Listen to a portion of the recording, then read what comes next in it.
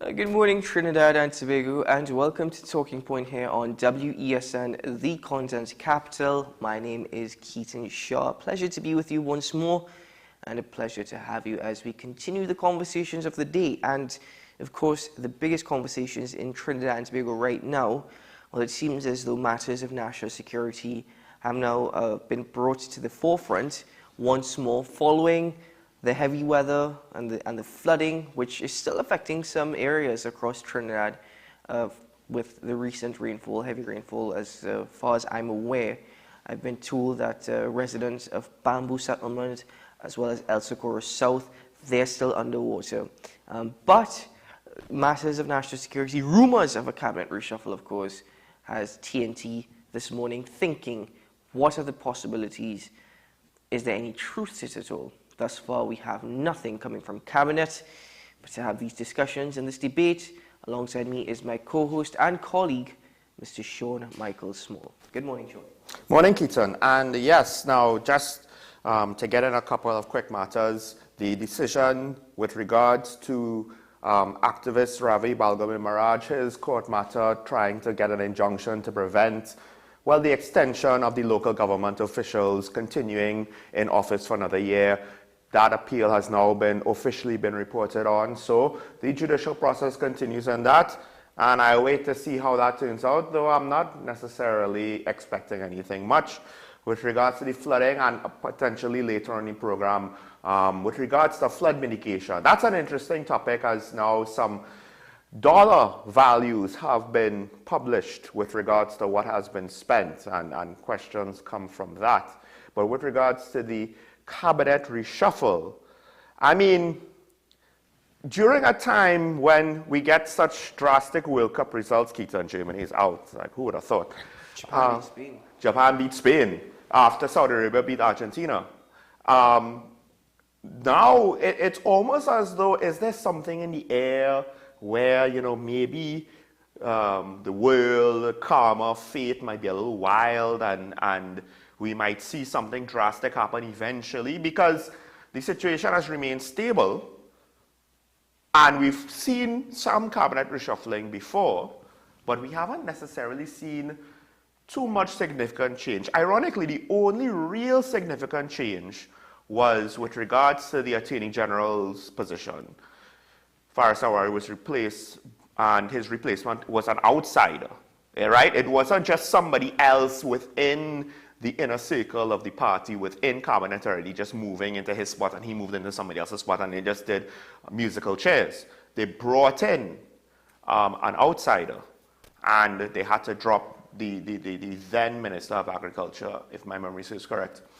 And other than that, cabinet reshuffle basically just meant, okay, one swap with another, who swaps another, who swaps another, who swaps another, and let's see how this combination works. And that's essentially what we got with the Ministry of National Security over the last 2 terms, really, when you think about it. And nothing has really come from it. Well, ladies and gentlemen, the rumor started yesterday following an article that was published by a local newspaper, the Trinidad and Tobago Guardian. They then retracted that and apologizing. They made claims that the Minister of National Security, Fitzgerald Hines, was dismissed following a cabinet meeting. But then things took a further twist when the political leader of the National Transformation Alliance, Gary Griffith, a video was circulating in which he was suggesting that he received information that a major cabinet shakeup was taking place. There was a meeting between cabinet ministers and the prime ministers that was taking place yesterday. Well, that never happened, but I believe we do have a clip, or the clip that was circulating, of the former Commissioner of Police, now political leader of the NTA, in what he was stating. So we actually have the video. We're unable to play it right now, so we will get into that a bit later on. But here's the thing. Today is the 2nd of December. The murder toll crossed 555, if I'm not mistaken, on Wednesday. Therefore, we're well on course. I think it's no surprise to reach 600. But we are now living in the deadliest calendar year on record since TNT began recording murders. This is the deadliest year on record. Bear that in mind, right? Also, bear in mind the position of the Minister of National Security and certain comments that he has made in the past, such as it is not his responsibility or duty to make the citizens of Trinidad and Tobago feel safe. And you have a follow-up Yeah. linked to that. Follow-up link to that, which I'll get into later on. But we've now gotten the clip of the political leader of the NTA, what was circulating yesterday. Let's just listen to what he said.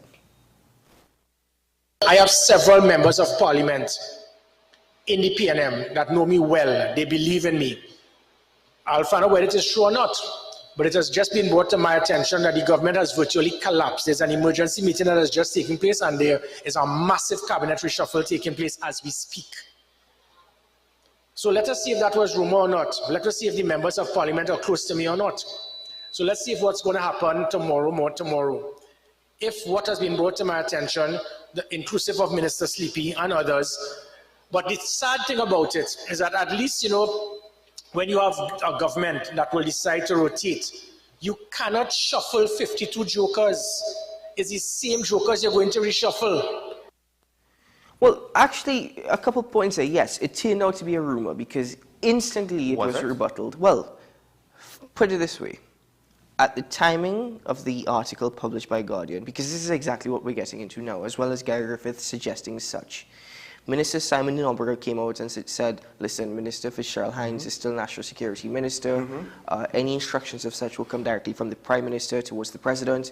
And Fitzgerald Hines went to social media and said, well, he admires the strong leadership and the visionary leadership of the Prime Minister and that he's taking and treating with the nation's business very seriously. Based on how the government has communicated and how that has somewhat degraded, or you could see been reduced over time.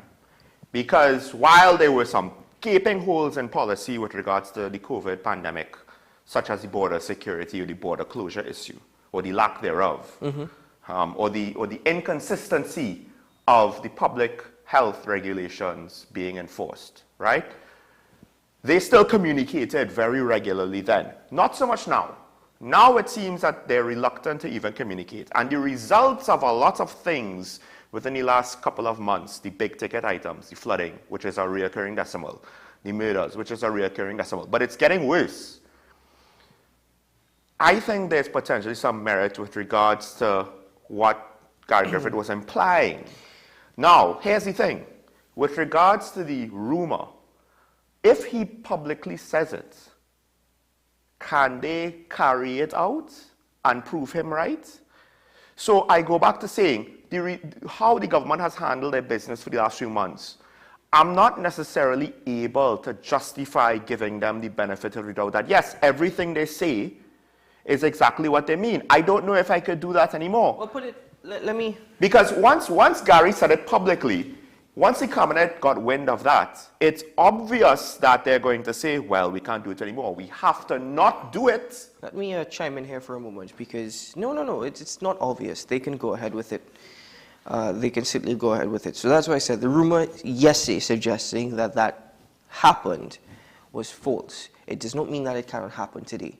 It does not mean that it cannot happen tomorrow or is announced tomorrow. Well, he did say that it was going to happen today. Anyway, regardless, what my initial thought is that Guardian Media Limited and the Guardian newspaper, having actually posted such an article and then retracting it, and then Gary Griffith suggesting this, there are a couple of things to bear in mind. We don't know where the Guardian got their information from, whether or not they were just trying to be the first news outlet to break news following rumors that were circulating from the former Commissioner of Police. That's one. But for them to make the decision, and don't get me wrong, press make mistakes all the time. Yep. But for them to make such a huge mistake, you have to wonder whether or not they were given information from a credible source. Secondly, I do not think, and I could be wrong on this, but I would like to think that an individual such as Gary Griffith, who has always been in the spotlight, and quite frankly, an individual whom, if you say anything that he disagrees with or dislikes about himself or his time in office as Commissioner of Police or his time as Minister or even as political leader of the NTA, he'd be the first to go for your jugular. I do not think that he would come out and make such comments without credible information. So to me, I believe that there was something that was happening yesterday within Cabinet. Whether or not Cabinet decided last minute, let's not progress now, or we're going to do it at a later date, I don't know.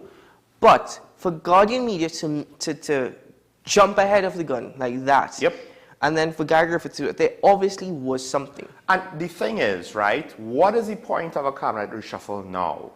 Well, the optics of the government is looking bad. But I'm not necessarily ready to say, oh, the government has collapsed and we need to call elections tomorrow. That, like, we haven't reached that far yet, let's be real. But what is the point of trying to do an exercise like a cabinet reshuffle to try to repair your bad optics, the bad perception of you? We're just talking about perception. We're not talking about actual results. But then now, when it's being reported that the government has collapsed, like the reports are pointing out, no, this is a bad thing if they do this. I don't think the government could continue with the exercise if they plan to do so. Because at the end of the day, I don't know who Gary's sources are. I don't know who the Guardian sources are, as you pointed out. So it's hard for us to know how true it is. All we could do is point out that it is not improbable or unfeasible for this to be true. Do we know that it's true? No. Can it be true? Yes, it can. But now we're just talking about possibilities here. Do I think that the government is in a bit of a pickle, to put it lightly? Yes, I do. I don't necessarily know. I'm not even necessarily sure if a cabinet reshuffle really is the best course of action for them. So that's one of the reasons why I'm not. That's one knock against this being true. A cabinet reshuffle will be beneficial to anybody at this point. The issue is to anybody else, but to the PNM. Hold on. The thing is, no, it could be beneficial to the People's National Movement as well. I'll tell you why. You said something about optics. Removing Minister Fitzgerald Hines from the position of national security now, especially considering the murder tool, especially considering reports coming out from the Port Authority of Trinidad and Tobago, especially all factions of national security not performing and wondering what the hell is happening to Trinidad and Tobago and in Trinidad and Tobago. Put it this way, removing him does a lot of good in terms of optics.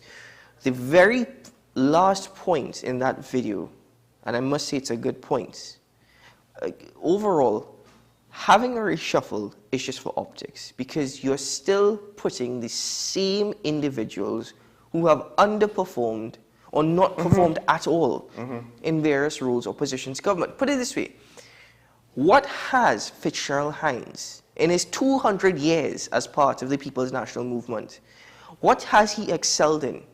What has Camille Robinson Regis excelled in her 200 years as part of the People's National Movement and that government? What has Colin Imbert achieved? What has Rohan Sinanan achieved? What has this Labour Minister Stephen McClatchy achieved? Besides coming out on days such as HIV Awareness Day and making statements, he has not done anything.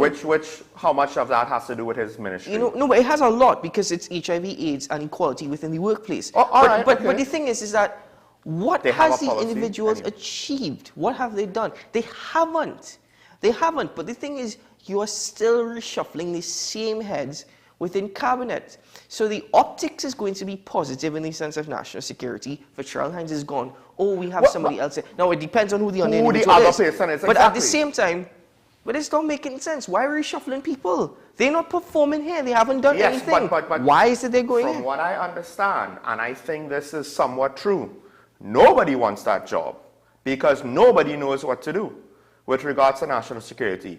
In part because you have this big web of a problem. All of the problems that government has, you get all of it also in national security. So to try to unravel that, or to say one man is going to really make a major dent. No, you need a concerted effort by the government, but for whatever reason, our political class, because again, a lot of our problems are long-term problems that crept up upon us, and now the chickens have come home to roost. But I will say this, you're right. Somebody else would potentially be better. I just don't think anybody within cabinet currently wants that job. That is a high-stress job. I understand that, right? They probably don't want it. It's going to make them look bad. they might look better than Fitzgerald Hines, but it'll still make them look bad. So now it comes down to, as what you were alluding to, do they bring in, just like they did with Reginald Amo, do they bring somebody else in now and do, or of course, you add, which means unless you're going to create another ministerial post out of thin air like what the partnership did, you will have to remove. And politically speaking, this is where the internal politics is affecting us potentially too much. See, party politics and internal politics has now dominated the affairs. It's now at the forefront and has taken priority over the affairs and business of Trinidad and Tobago. But Charles Hines, let me correct you on something. If the Prime Minister was a strong and visionary leader, then you would not be in that position. Let me just correct you on that, sir, if you were not aware. But as I said, party politics has dominated it. Who in what position, who's going to be the next CEO of the party, who's going to be the chairman. And by the way, this is not just for the People's National Movement, so this is all around. That has dominated the affairs of Trinidad and Tobago. And this is where no longer do you have leaders, but do you have individuals who are serving themselves.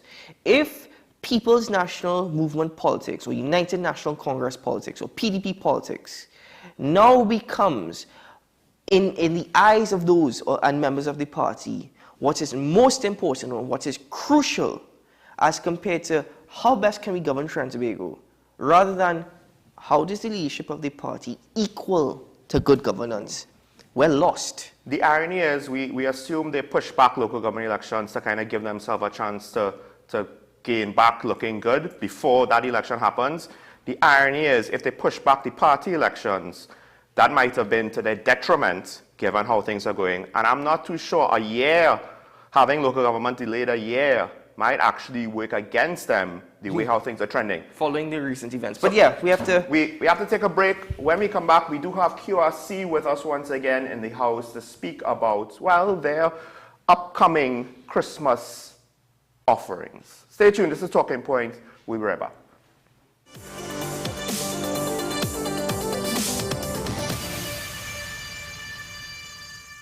Better Value Limited has been making gift giving easier and more affordable for over 26 years. Power tools, indoor, outdoor furniture and accessories, mini appliances, designer fragrances, houseware and home decor products, and all your bridal registry items. Now in stock, our stylish loft bed and study desk combo unit for just $16.50. Better Value Limited. Call 235-3709 or visit us at Princestown or Gulview, or check our Facebook page. Make every occasion a sparkling celebration with Rosabella alcohol-free wine. Toast cheers with hourglass race. Rosabella, live life with Rosabella sparkling drink. Celebrate!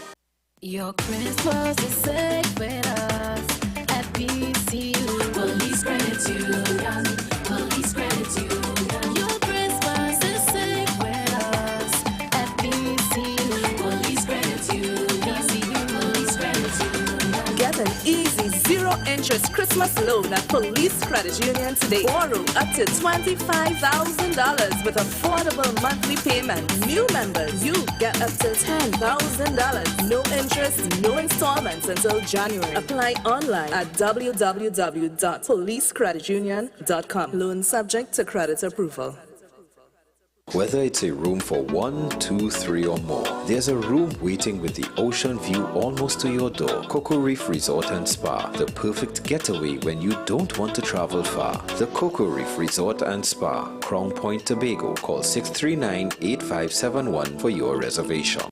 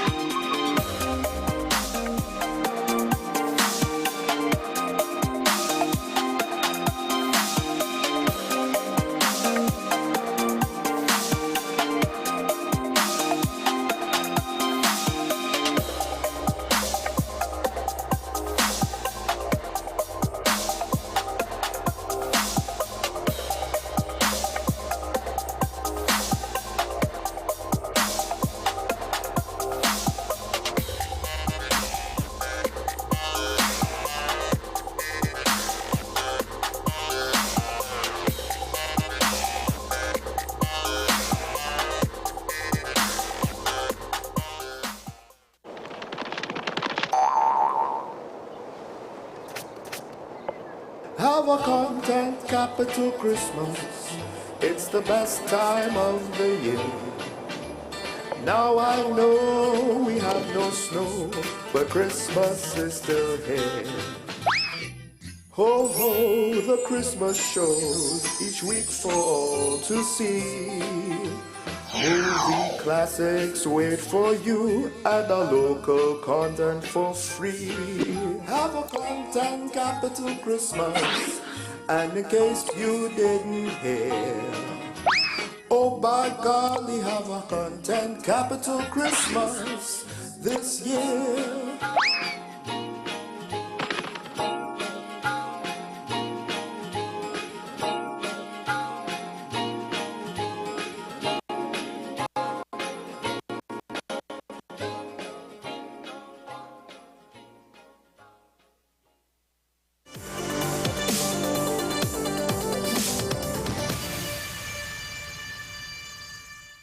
Welcome back to Talking Point. And now, of course, I said QRC is in the house. We have with us the principal, Mr. David Simon, and the president of the PTA, Mrs. Esther Calendar George. And I will have to say that Mrs. George and I, well, we know each other personally, and somehow I will apologize publicly. I did not recognize the name. But it is good to see both of you all once again to speak about important issues of the education system, just in general, but specifically with regards to QRC's latest endeavor, because the education system is something that I believe has a lot of issues and challenges, and to hear now how some schools are treating with them, I think it's important for the public to know. So good morning. Thank you for coming on Talking Point. Good morning. Very good morning to all of your viewers and followers. Special good morning. So actually, I will start with the event itself. And QRC is now having for Christmas the Parang Royal event. All proceeds for this event, it's a fundraising event, are meant to fund or support the co-curricular clubs, their operating expenses. So I assume it's not necessarily for the maintenance of the school, but rather all of the extra activities that round out the boys' experience that really make a difference with regards to helping them learn certain lessons that you might not necessarily get from academics that you need, right, as you grow and get prepared to go to the next stage where you leave the nest. You go to university. For some might stay home like me and go to university still at home. But you do need to be prepared for that stage. So with regards to now, I guess, let's start with the fundraising efforts. How has it been the last couple of years? Everybody knows COVID and cost of living is going up. For a school like QRC, have you all been able to weather all of these economic storms and manage to pull through? Have you all felt extra burdens because of it? I guess I could start, and then Mrs. Calendar George will follow. Certainly the pandemic and all of its challenges would have had an impact on Queen's Royal College. We, like all other schools, had to come up with our own methods of trying to bridge the financial gap that would have been caused by the pandemic. So we certainly have attempted to bridge that gap in a number of ways. And some of those ways have been in fundraising events, such as the one that we are embarking upon on the 11th of December. Ms. George, anything to add? Yeah, so from the PTA aspect, it definitely has been a challenge raising funds, and especially since, we always have competing priorities, in terms of what is needed for fundraising, what are the funds needed for. So one of the reasons for this event as well is to direct the funds in a more effective way for the co-curricular teams, so that the remaining fundraising events or other fundraising events could be redirected accordingly to infrastructure, all those things that you mentioned before. Yes. because I had a cousin that actually went to a different prestigious school, and he decided to transfer to QRC because he wanted to be a part of those activities. He was with the Scouts. He was one of the players in the Scout band. I went to several concerts that QRC's Scouts put on at that time, which I will say this was some of the most impressive concerts actually that I ever been to locally.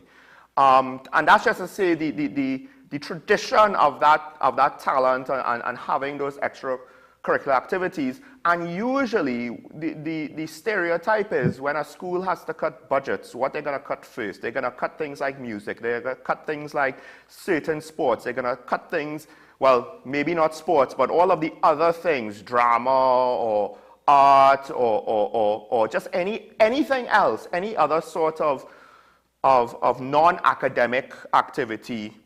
If they have a popular sports team, they might keep that, but the less popular ones might get cut or the budgets might be reduced. Now y'all are having this event just for that, just to support those activities. So this is a new event. Is it that y'all are trying not to necessarily repeat those mistakes that maybe other schools in other parts of the world, not just here, might have made?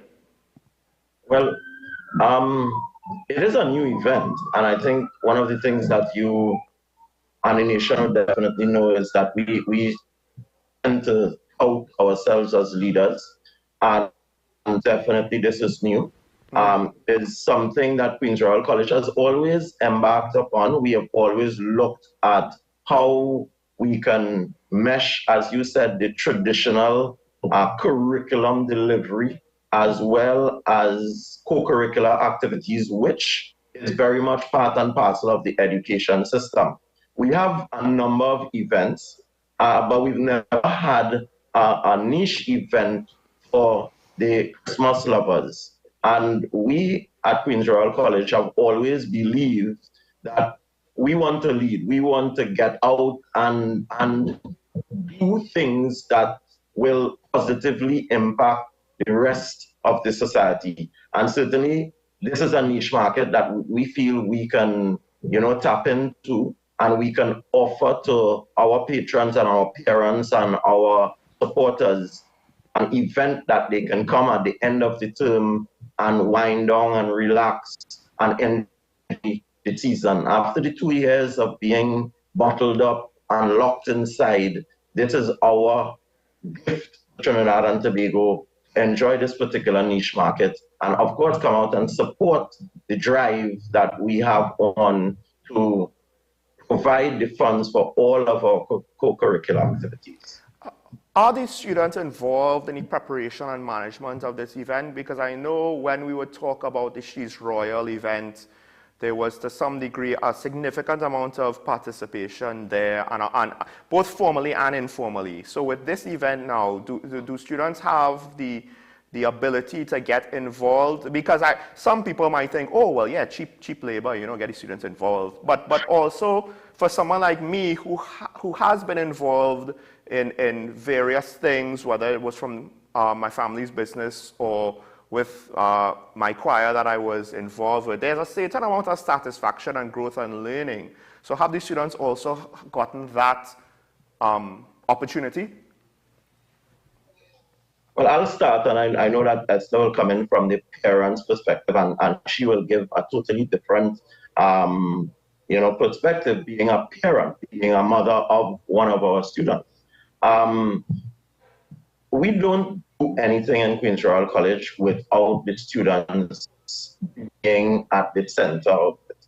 Let me just tell you the model we used to dispatch the tickets. We identified all of the clubs within the school, and the students and their parents are the ones who are responsible for selling and moving the tickets. So what we did is that all of these clubs were identified and tickets were passed on to these individuals, and they had the chief responsibility of selling the tickets, which will determine whether we are successful or not. In addition to that, we have on the day of the show, even before the show, we have a number of infrastructural duties. The students are responsible for many of these duties. We do not believe that they, as adults, we should be doing these things for them. We believe that we are here to guide and provide advice, but they are the ones who are primarily responsible for learning, as you said, using models such as these to actually put into practice some of what they would learn in the classroom. We actually have a little that just went that is totally organized. It's only for youths, another niche market. As I said, we like to look after everyone, and that is totally organized by the young men of the college. Well, Ms. George, I don't know if you have anything to add, but I would just like to ask, like, what, as a parent, you know, what is it like knowing that your child now not only is being pushed to do academics, you know, book, science and maybe business, right, is generally what we see. And then some students go to university and they don't really know much besides regurgitating what they read in a text. What is it like now to have, you know, your sons going to the school? They're obviously doing things that's going to attempt or put a good foot forward to make it more all-rounded and have more experience than just reading a book and taking tests. I would say that there's an extreme, a huge benefit that not many people know. For example, to get into some universities, you must have some sort of extracurricular activity or show your involvement in an extracurricular activity. So as a parent, I'm really pleased to know that it's not just one, it's probably like 20 clubs or so or more that they could get themselves involved in at QRC, which will not only benefit them while they are at QRC, but also propel them, you know, for when they reach to that university level. You know, that people underestimate the power of being involved in football. Well, not football, that's a common one, right? Yeah. But let's say debate club, yes. Or let's say the media photography club. Those things add pretty much a lot of value, you know, when you're making applications to these universities, you know. So it's really important what we're doing here, raising these funds to enable the young men to have that opportunity to, and not just on college, people who may go to work. You want to start the world of work and you do not have work experience. How can you translate or transfer those skills? Those are skills that you're learning in the clubs that you can transfer into the world of work. Let's say if they don't go to Form 6 or university, you leave school at Form 5. So it's a whole rounded approach. Of course, QRC prize, and I am a proud Royalian mom. And Sean, you know my son, you know how well he is, you know how well spoken and well rounded he is. So it's a product of what is being done at QRC. And of course, this particular event is to help enable and even improve that product that QRC is putting out there in our young men. Well, right. Now let's close out by speaking of the event itself. On December the 11th, you have a pretty good lineup of parang singers, I guess you could say. Tell us, who do you have come in to I don't want to say it. Who do you have come in to sing at Parang Royal? I love the branding. Well, we want to, it's a combination, and we're having a combination. And as I said, it's an incorporation of the youths as well. So we are going to begin with a pre-show, and we have a band, an ensemble, Provi Elite, a group of young ladies from Providence, and we have our own young men from Queen's Royal College who have graduated. That is some sort of like a pre-show. And then the following parang bands, Los Sonidos, La Mansión, Amantes de Paranda, Voces Jóvenes, and we have our own junior band, which is a combination of QRC, young men and young ladies from Bishop, Harmonias Divinas. So that is a little taste of the parang and the pan. And then in addition to that, you have the Queen of Parang Soca, Marcia Miranda. We also have It's Rome, Chucky Gordon. And I want to stress this, quite apart from the musical experience, we are going to have food on sale. It is an event that is a cooler line. No glass bottles are allowed. you purchase the ice and your chasers from within. We are going to be making sure that everyone is safe going through those coolers, ensuring that there are no glass bottles. But you come in and you can have food. We're going to have food provided by Sensational Sammy, is seafood, and all sorts of things that you can come and eat and enjoy yourself. I'm sure that Ms. Calendar George could add, and then there are some people that I would like to just say thanks to as well before we end for supporting this venture, because it's a mammoth venture that we cannot put on our own without, corporate support. Yeah, so one other thing I'll throw in, of course, as a parent, I always like to big up my parents. So it's just a special shout out to Sensational Sammy, who is actually a QRC parent, even though he works for 105, right? 5105, who is also a sponsor or the official radio station for the event. Sensational Sammy will be our official DJ, and he's representing our parent body. I'll let you go through the sponsors, Mr. Simon, and your thanks.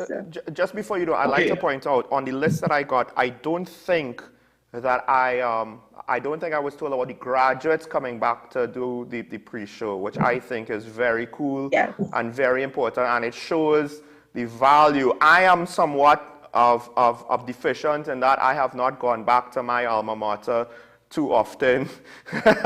So you're making me feel guilty, but I am glad to know that, yes. We don't mind. We don't mind that you're feeling guilty, because you should, because you recognize that because you're a public figure, many of these individuals from your school will be looking up to you, so you can add a lot of value to them. I am a recently minted semi-public figure. That's how I would put it.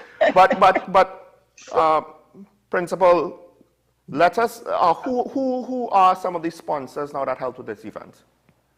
Yeah, so I want to stress that Queen's Royal College we always feel that we should offer stuff that we should give back. And there are a number of really attractive prizes that can be won. There are maybe about 10 people who are going to be leaving there even happier than the others, because they are going to be leaving with something.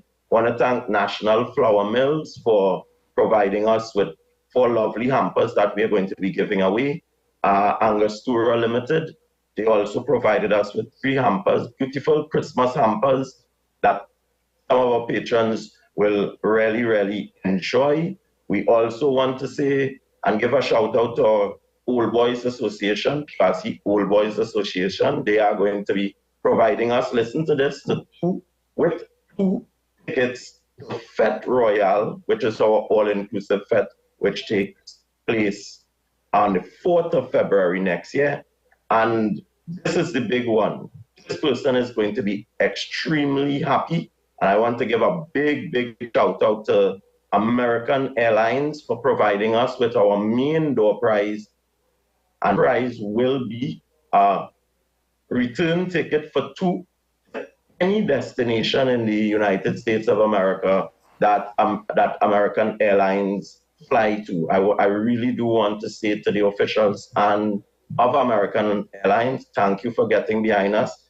Thank you for supporting us in this particular event. And of course, can't do without congratulating and thanking National Lotteries Control Board. They have always been giving to the culture of Trinidad and Tobago, and Queen's Royal College has benefited on a number of occasions from their philanthropic acts.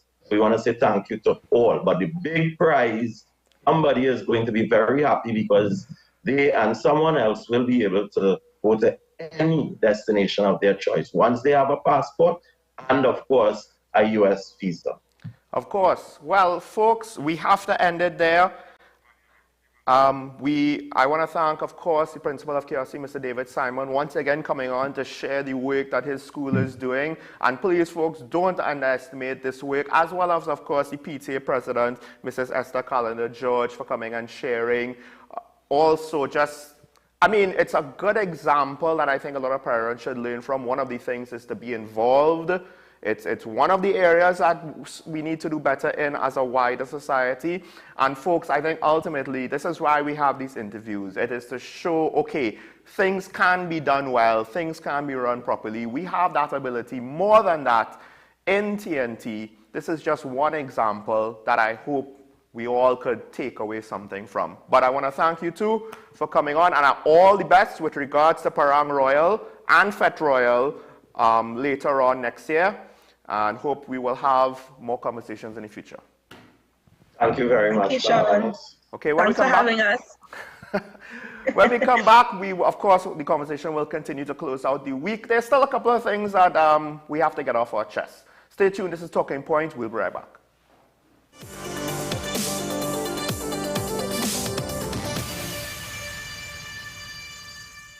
Whether it's a room for 1, 2, 3 or more, there's a room waiting with the ocean view almost to your door. Cocoa Reef Resort and Spa, the perfect getaway when you don't want to travel far. The Cocoa Reef Resort and Spa, Crown Point, Tobago. Call 639-8571 for your reservation.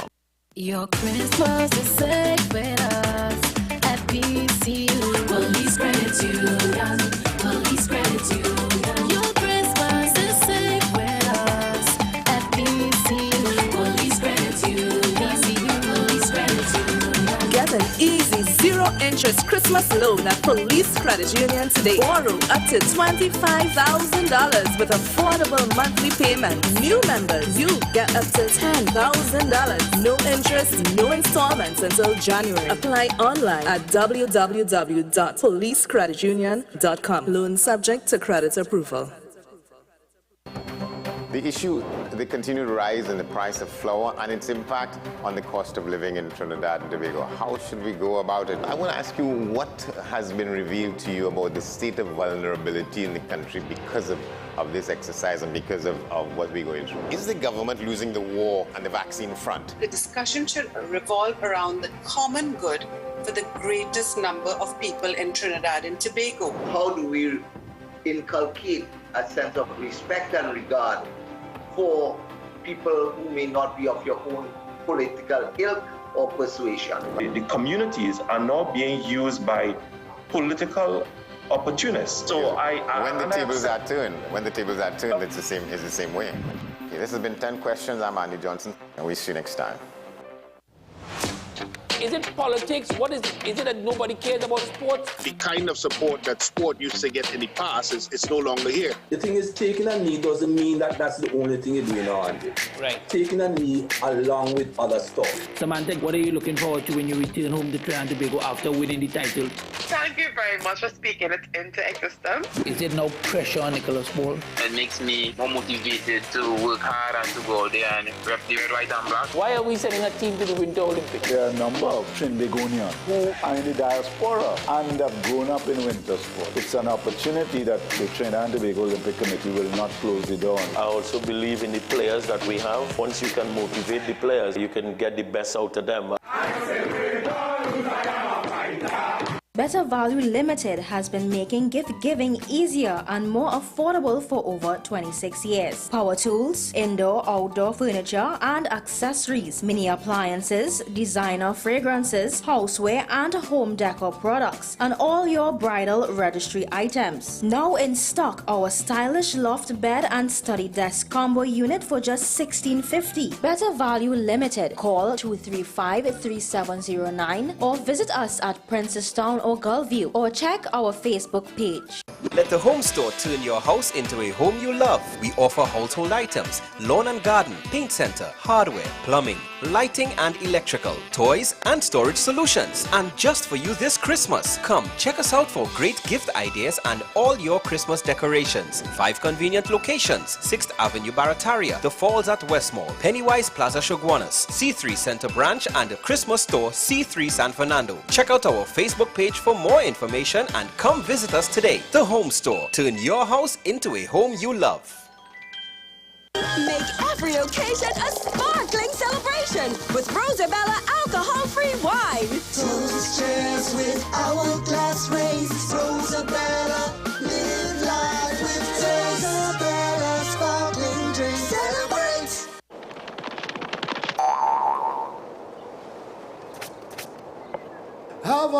content capital Christmas. It's the best time of the year. Now I know we have no snow, but Christmas is still here. Ho ho, the Christmas shows each week for all to see. Movie classics wait for you and our local content for free. Have a content capital Christmas, and in case you didn't hear, oh by golly, have a content capital Christmas this year.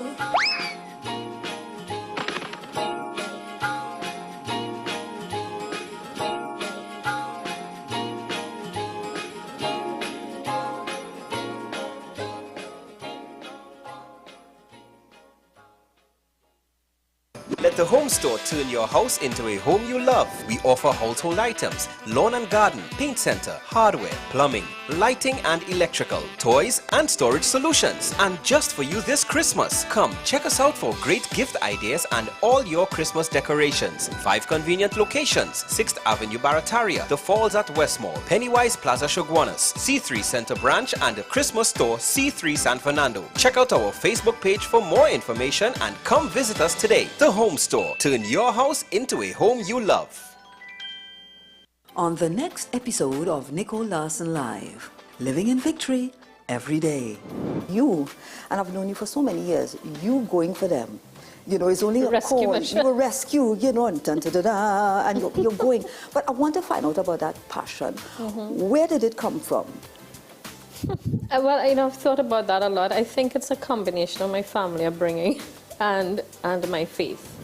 We see sometimes that stillbirth or miscarriage might have higher rates of mental health complications, or abortion has higher rates of mental health complications. Believe that whatever God allows has great potential to become your greatest win.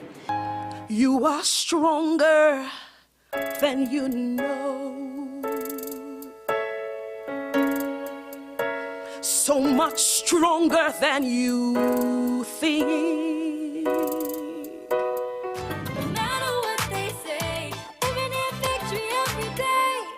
Nicole Larson Live, living in victory every day. Every Sunday at 8 p.m. and Wednesday at 4:30 p.m. on WESN.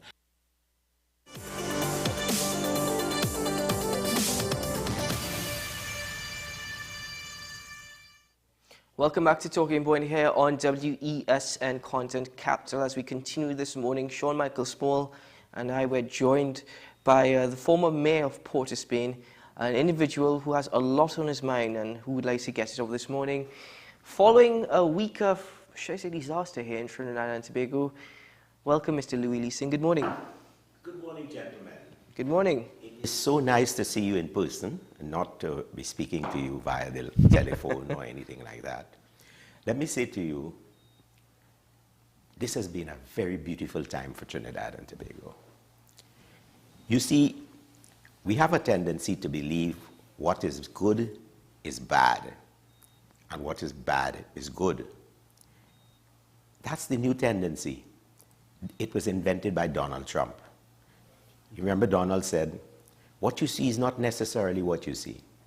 Well, I want to say to you all that while I know you spent a lot of hours, man-hours this week, talking about the challenges and the ills in our society, I want to talk about 2 beautiful things that happened yesterday.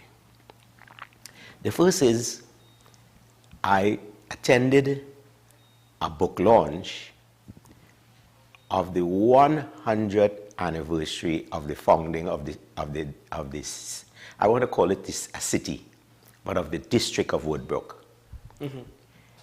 And in that book has the experiences, the history, about how this thing called Woodbrook. And Woodbrook, you know, when I was asked to write a contribution for the book, I headlined it at, if Port of Spain is the capital of Trinidad, Woodbrook is the capital of Port of Spain. I don't know if it made the pages, but I can tell you this. Yesterday was a beautiful day for me because we had the likes of Professor Bridget Brereton. We had a whole list of really intelligent and people who are in pursuit of excellence for Port of Spain, for Woodbrook, and for Trinidad and Tobago. And so I congratulate all my colleagues in Woodbrook, because you know we are based in Woodbrook.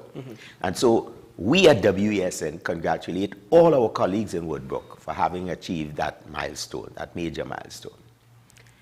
The interesting thing about it, and this is why I was given to believe the rumor that there might have been a cabinet shuffle, because the Prime Minister was scheduled to address the audience, and that was on the program. But he never came, he never showed. So that was a great thing, one. Not that he didn't show, but that Woodbrook celebrated the 100th anniversary and prepared a book. And I congratulate Miss Lynette Dolly and her team, and Miss Silly, who was the real lifeline behind all of it. The other good thing that happened last night, a lady who has been long brought joy and as it were affection to the hearts and minds of Trinidadians, performed at the Central Bank last night under a concert titled Born to Shine. Now, Born to Shine was the name of an album that she did, and it's one of the headline songs on the album. I speak of none other than Carol Addison. And she performed in concert with Dane Galston, who is in himself quite a maestro with the pan and his own stage presentation. He now has his own band called Sweetbread. And his two sons, one who is a percussionist and another who plays the pan like him. But the interesting thing about the second child is autistic. But he is an exceptionally good panist. And so Dane Galston, for all his bravado on stage, showed me a different side of himself last night. And he is to be commended for being a good man. Because many a good man becomes a bad man when challenged with autistic children in their families. He hasn't run away from it. He has stayed with it, and I watched him last night with that young man, and I said to myself, Dane, you must be a son in whom we are all well pleased. That is not to take away from the lady of song. I mean, Carol really brought the curtains down there last night. And so I also saw a row of chairs behind me empty, a whole row, reserved.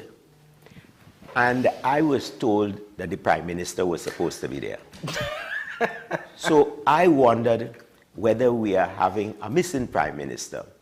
I don't know, but believe you me, for whatever it's worth, if the Prime Minister was supposed to be at these two functions, I want to say to him, Keith, boy, you missed two good moments in the history of Trinidad and Tobago. And I wish you would find the time to look at whatever videos have been produced of it, and you would see your chairs there, and we really missed you. I look forward very much to seeing you in attendance, because I think wherever you are, there's some measure of magic. Not necessarily black magic, magic. Ladies and gentlemen, we have to break for news on the hour. When we return, we'll open up the phone lines and where you can share your opinions and thoughts with us and ask us your questions.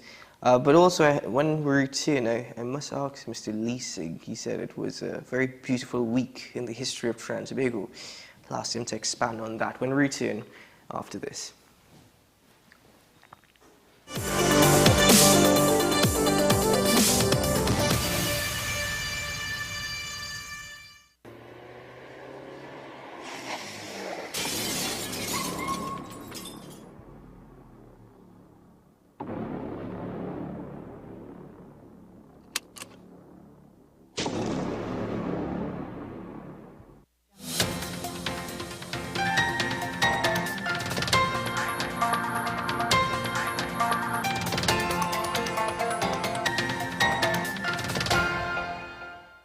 Here is your WESN News on the Hour. I'm Sean Michael Small. Thanks for joining us. Here are the headlines. House to debate on Deputy Commissioner nominations on Friday. Senior counsel says authority figures lack empathy. Opposition gives top cop grade F. And internationally, 3 people found sitting on ship's rudder survived an 11-day voyage from Nigeria. Now for the details. Debate is expected on motions to approve the notification of the President of the nomination of 2 individuals to act in the office of the Deputy Commissioner of Police. The 10th sitting of the House of Representatives takes place on Friday. Senior counsel Martin Daly says people in authority do not seem to care what happens to citizens of the country. He was speaking in the wake of over 555 murders and the recent natural disasters that plagued several communities. The overall thing that is lacking in Trinidad and Tobago, which is somewhat mystifying, is that I prefer to call them our rulers because that's how they behave. Our rulers don't actually care. I've been saying for a long time that there's very little empathy, very little compassion. 20 years ago, I wrote a column called Our Unfeeling Kings, because they don't actually seem to care what happens to us.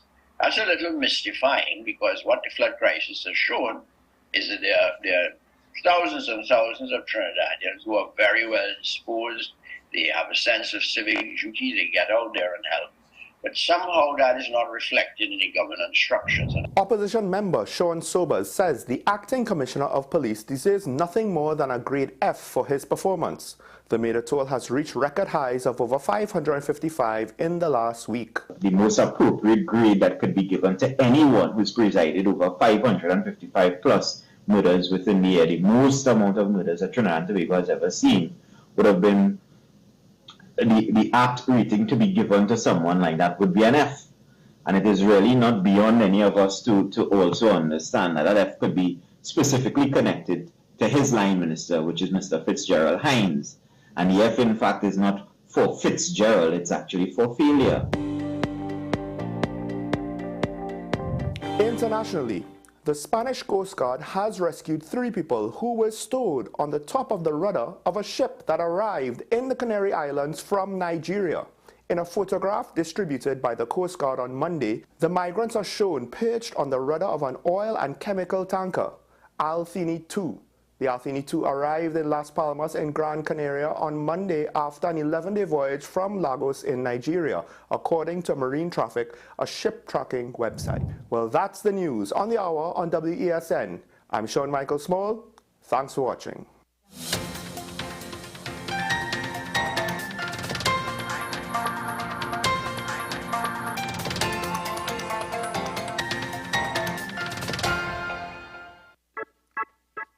Christmas coming, here is all around. Christmas back in town. Christmas coming, here is all around. Christmas is coming, and your fingers know it. Christmas back in town. Christmas back in town. Christmas back in town. Oh yeah, I can feel it. Christmas back in town. For a finger-licking good Christmas. KFC. Christmas back in town. FanZone, your reliable, authentic supplier, has just gotten better. You can now visit our website www.fanzonett.com for your authentic wear and collectibles. The only place where you can use both your Visa debit and credit cards. Visit our website fanzonett.com to make your purchase today.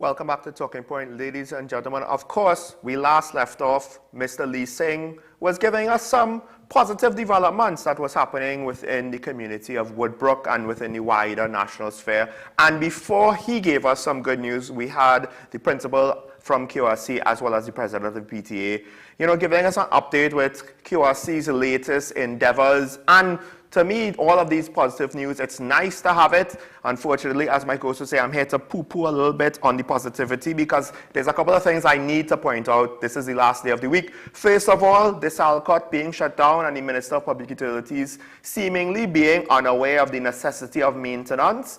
More importantly, I think this is something that he should be aware of on an ongoing basis so that he could make proactive decisions and not at the 11th hour when they say, well, we have to shut down, and he doesn't want them to shut down. And I understand why he doesn't want them to shut down.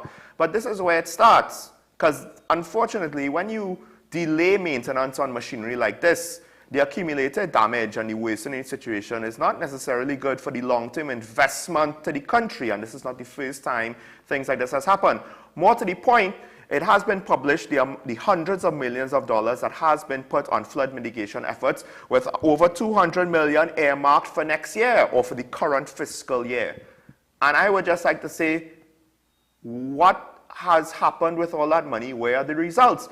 These topics are going to be ongoing, and we'll probably speak to them more in depth next week. But I mean, come on, this, to me, we're seeing nothing for the money being spent, and it's somewhat of an amateur hour with regards to basic processes of work. I'm glad you raised that, because also next week, Monday, what we'll get into is the issue with respect to the port scanners here in Trinidad and Tobago, because the only scanners that seem to be working are the ones at the airport. They're never down, and thankfully, well, put it this way. That's the only border we have control of. Because they're never down, and because they're always operating, it tells me that scanners not working in Port of Spain port or any of our seaports is because we want it that way. I mean, guns still come through the airport. Gentlemen, I know you all, I hear you loud and clear about all this doom and gloom. Well, let's hear about your beautiful week. But I hope Mr. Burke has the photograph up and ready for me. I want to, yes, I personally, on behalf of WESN, would like to welcome to Port of Spain, Trinidad, Ambassador-designate from the United States of America, Ms. Candice A. Bond. You got that name? It's like in James Bond.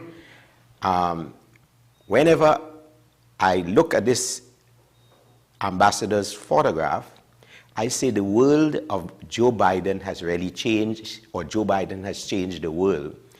He has been able to send a youthful, beautiful person to be our ambassador. We have been used to old fogies coming from the United States. And so I want to congratulate the ambassador-designate, Ms. Candice A. Bond, and to welcome her to this beautiful place called Trinidad. I'm asking you not to believe your own advisories about how dangerous Trinidad and Tobago is. Trinidad and Tobago is going through its own challenges, which in so many ways mirrors activities that you might be familiar with, Ambassador, because not a week passes when your country isn't, as it were, destroying lives by the dozens or so. And we don't have the access to the guns that you have, but we're going to do our best. And I have every confidence that Trinidad and Tobago, in some time soon, will get on top of its criminal activity. You don't agree with me? I would. I wish I could share in your optimism, but the trends are the trends. It took a pandemic to suppress the trend. Gentlemen, let me say this to you. Each time we lay claim that things cannot be fixed in Trinidad and Tobago, I do an affirmation. You know what's an affirmation? I do an affirmation. Dear Father, help me to prove them wrong. Well, and I want to say to you that if the right people are given the assignments to bring corrective action to this country, we will see it. At this time, We simply have a schoolmaster who is incapable of being, as it were, an administrator of the school.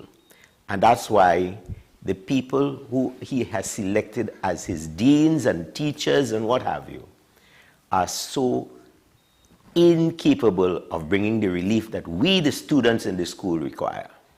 I agree with you to some extent, but I also need to say that the expectations of the public and what they demand and what they ask of their leadership allows for the selection and the behavior. If I may just simply intervene, the expectations of the public. I'll tell you what, let's talk to the public. Let's open up the phone lines. Are we going for a full hour with the public this morning?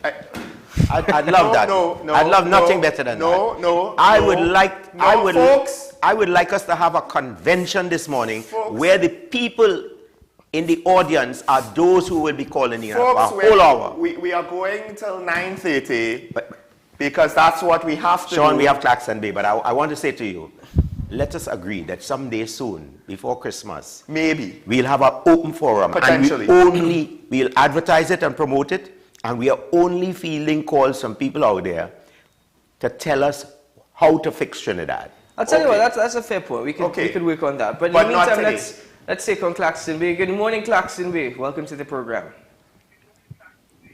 Yeah, hi, good morning to everyone there on the panel. Morning.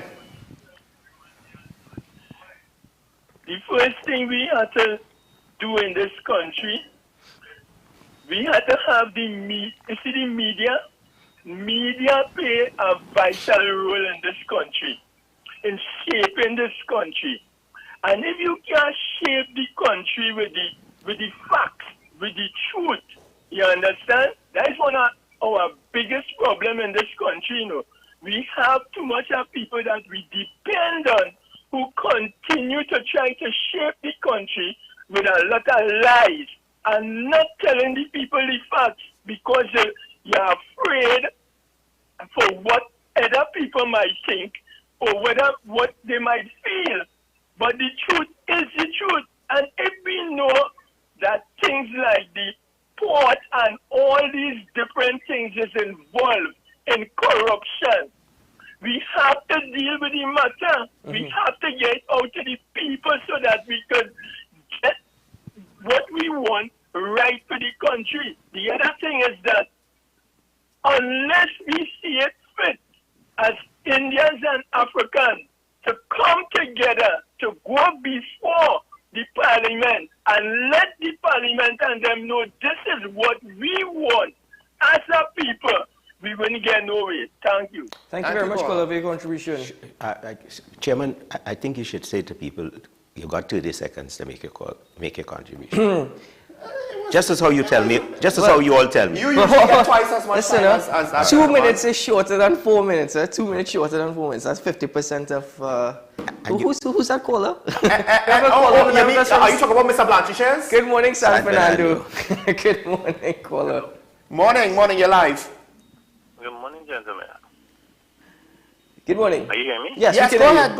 Loud and clear. You know, morning, Mr. Missing. You know, I looked at, on the heels of that flooding issue, the other travesty I looked at in Trinidad and Tobago this week was the that parliamentary committee into the National Security, the Joint Select Committee. And I looked at that where, when it was open, Mr. Scotland stated it was an interrogation. Those were his words, an interrogation. And I also looked at Mr. Randall Mitchell. How he went after customs, and it was appalling to see that. You know, sometimes I look at these things and I look with the hope of seeing where they're trying to find some solutions. This was just that was just a blame game. They went after the customs, they went after the police, they went after the Port Authority, as if to say, well, you're not doing your job. The issue with the customs and the scanners and the staffing, and as if the customs is an entity on its own where they can actually take their money and find staff and buy these scanners. And I like how he had to be reminded by the deputy comptroller that we are a division and we can only make recommendations, which they have been doing. Yeah. It was appalling. I was so sickened by these gentlemen because for me it wasn't an interrogation, it was an inquisition. Yeah. Yeah, and Kola, you know what? It'll be very interesting if those same ministers were able or had the ability to sit down and direct these questions to the Minister of National Security, their own colleague. Yeah, I try not to speak about the Minister of Tourism because there's nothing there to talk about. I don't know why he's involved in this, but hey. He's in charge of ports of entry, isn't he? And one other thing I would like to say, you know, the only thing that I saw on that, the only person that I saw who tried to make some objective contributions was that lady Lakshmi Diyal. Yeah. She tried to make some meaningful contributions by seeking information, She is one of the bright sparks in the parliament. One of the few. The question is, would her leader allow her light to burn brightly and bring some sanity to our population? Well, you've been in politics long enough, so you know the answer to that. So I'd rather have a good one. Contributions. It is sad because Darren is one of the limited examples of what effective opposition could do for the country, as opposed to they playing tennis with the bacchanal. You say nonsense, now you say nonsense. Now you say nonsense. I wouldn't say any nonsense. We have a call on the line with us from San Juan. Good morning. Good morning to the panel. Good morning. Good morning, Keaton. Good morning, Sean Michael. And good morning to the former mayor of Port of Spain, Mr. Leasing. Good morning, comrade.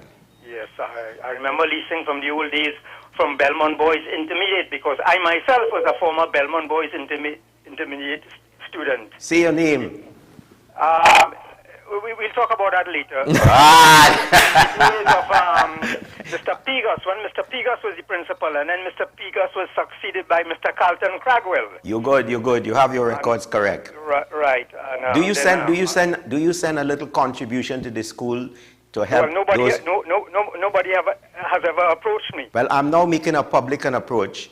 Could you all I ask you to do is every year send $1,000 to the school, St. Francis Boys College. Right. It will go a long way to alleviate the plight of helplessness and hopelessness in that environment. Okay, I hear you. And tell all our colleagues when you meet them along the road, Matadine and everybody else.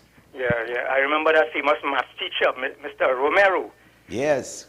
I don't know if he's still alive or what. But I wouldn't want to detain you on the school. All I want you to do is pay the $1,000 every year. That will help us. I didn't call this morning to discuss about the scanners that the Customs and Excise Division is lacking on the Port Authority. I have been hearing that story for about the last 20 to 25 years, so I wouldn't dwell on that further. And it seems that some parliamentarians who have been in Parliament for the longest while, they seem to be in shock, in total shock. Oh my God, the customs don't have any scanners. Every time something like this happens. Please, gentlemen, let the caller speak. Go ahead, caller. Yeah, but as I said, I wouldn't dwell on the scanners because we'll talk about that for the next 35 years and nothing will be solved. So don't dwell. Move on. But but my point is, I'm glad Mr. Leasing raised the point of the incoming ambassador from the United States of America, the very attractive-looking Candice Bond. And it tells me that, the United States, they always seem to be sending this lady seems to be of mixed ethnic origin. She doesn't seem to be pure white. I understand that she has some African-American blood in her. And this brings me to my point. And we have had previous ambassadors from the United States who represent the African-American community, like Roy Austin, I think is his name, Beatrice Walters. Very quickly, caller.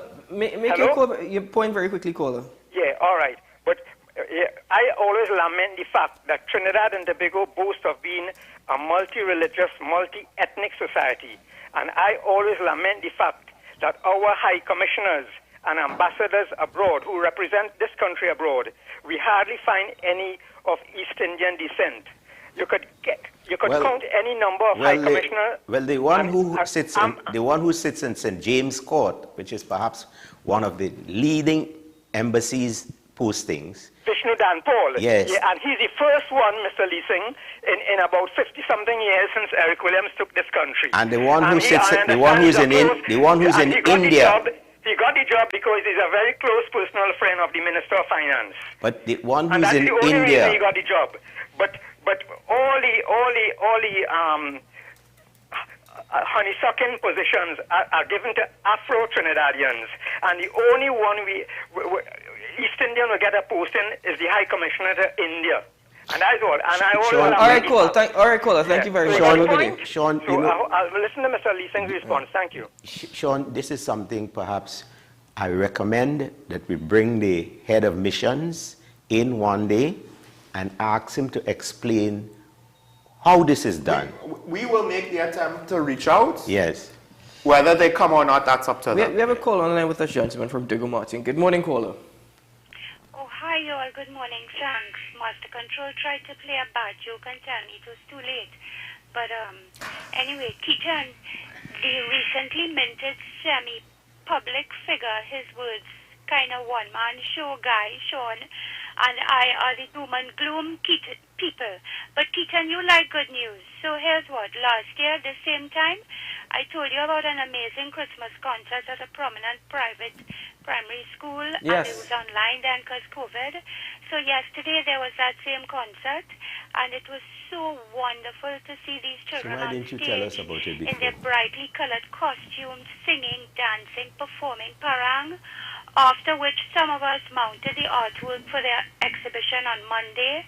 After which there was a ballet recital, which was delightful. But of course I could not think of all of these great things without being pained to know, as I mentioned before, that hundreds of children are not having Christmas or concerts or fun this year. So I just like to urge people, please help children a little more. Give them pretty coloring books, pencils. Coloring books are cheap. Sketch pads are inexpensive. Please let them draw, color, paint, talk, tell stories, play music. It's a wonderful, wonderful thing. It warms your heart. People know this, but yet still we kind of digress, you know. And I come from a family of artists and designers and painters. So this is really, really important to us. We've spent our entire lives begging people to let their children have fun and be creative. Thanks. Thank you, caller. Thank you, caller. Thank you for your positive contribution. Do we have any more callers on the line St. with us? James? All right, we have one more call. Final last call call for of the morning. Good morning, caller from St. James. Yes, good morning. Good morning. Firstly, let me preface something here. I called the other morning saying that, you know, my New Year wish list is to get rid of those red and yellow. But this question is directed to Mr. Lee Singh. I was wondering whether, you know, what became of his party. Number one, he has ideas, you know, that we can be progressive with, plus the other smaller parties. If we can have an amalgamation of these parties, we can surely put in train some of the things that Mr. Lee Singh constantly mentioned for the improvement of our country. Thank you. Thank you, caller. Well, Mr. Lee Singh, you don't have much time. You have 2 minutes to respond. To the party? To this gentleman's questions. All I can say to everyone who's listening at this time, kindly remember the word hope. Hope will be knocking on your door before you know it.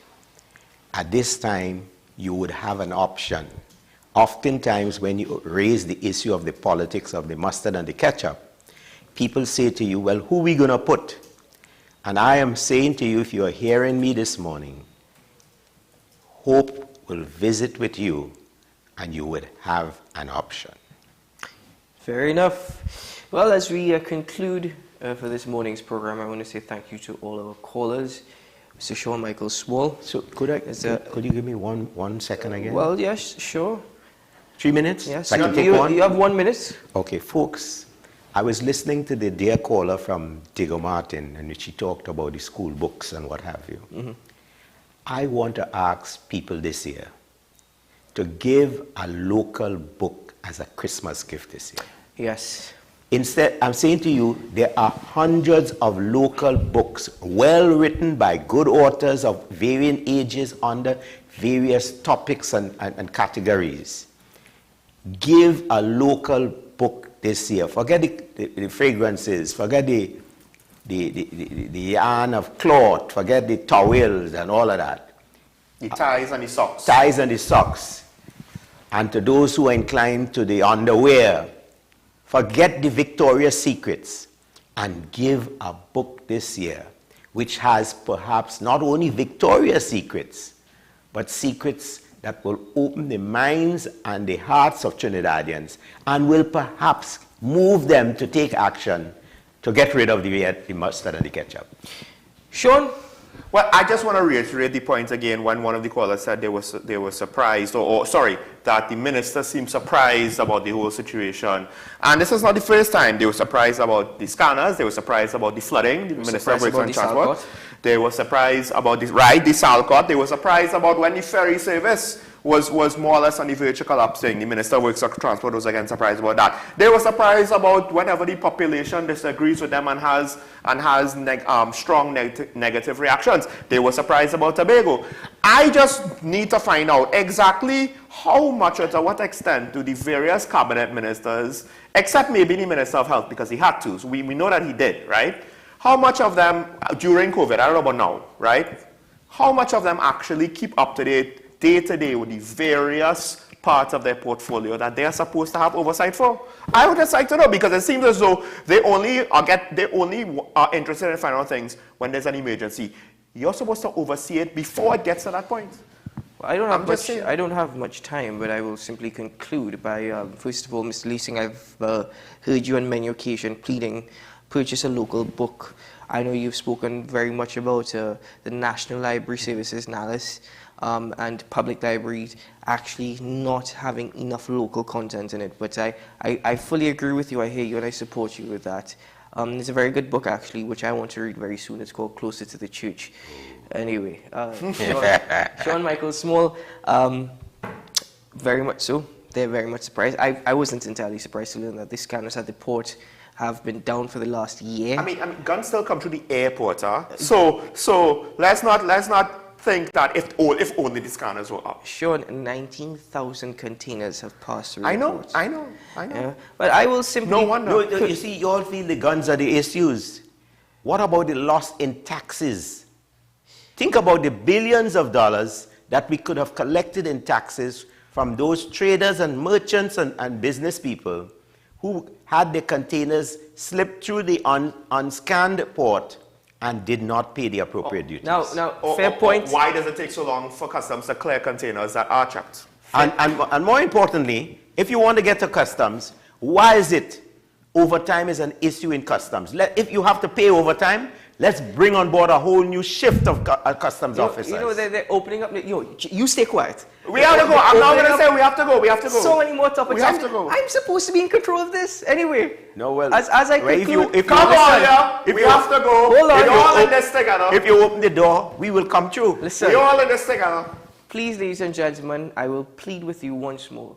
Buy one can, donate one can, or donate a meal to a family this Christmas. They need it. And yes, I agree with the caller. Coloring books. Keaton, not this Christmas, this moment, because of course. Because from this season, you know. Because from Valsain all the way going down to Woodland and all these places. Mayaro, Manzalina, Matlot, all these places have been left undone. And as I always say in this country, when you people are sharing crumbs in Port of Spain, not even the dust from the crumbs reaches places like Blanchisseries and Matlot and what have you. One meal, one can. And by the way, these floods have devastated everybody. Unfortunately, there were 2 capybara. It looks like a mother and her cub that were run over on the highway this morning. opposite Lifestyle Motors on the highway. Of course, the wildlife is coming out considering all the damage, destruction. So the 2 dead capybara, that was a sad sight. But the biggest rodent, largest rodents in the world. But ladies and gentlemen, as we end, as I said, 1 can, 1 meal. Folks, have a great day. Today's a good day to have a good day to have a great weekend. Helping hands, helping hands, helping hands. We'll see you again on Monday morning, God willing. Bye-bye.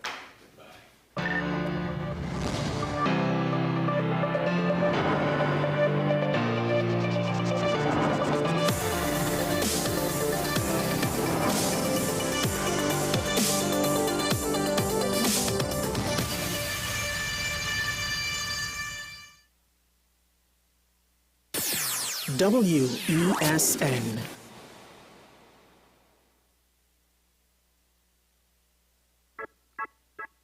Christmas coming, here is all around. Christmas back in town. Christmas coming, here is all around. Christmas is coming, and your fingers know it. Christmas back in town. Christmas back in town. Christmas back in town. Oh yeah, I can feel Christmas back in town. For a finger-licking good Christmas. KFC. WESN's Game Day Minute, brought to you by KFC's Game Day Bucket.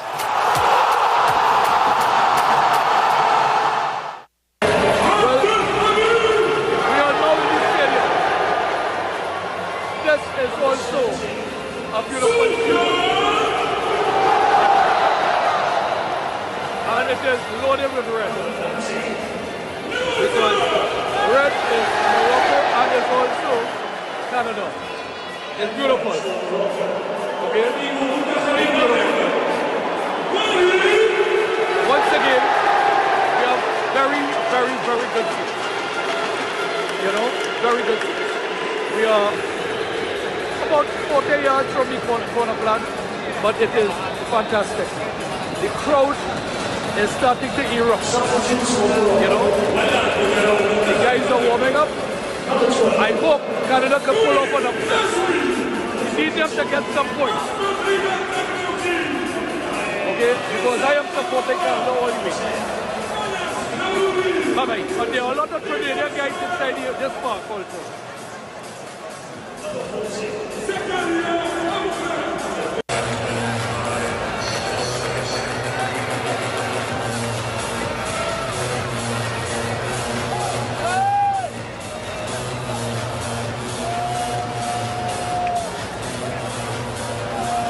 To hear a change in music. It's just upbeat music without any vocals. And that woman is playing some hot music.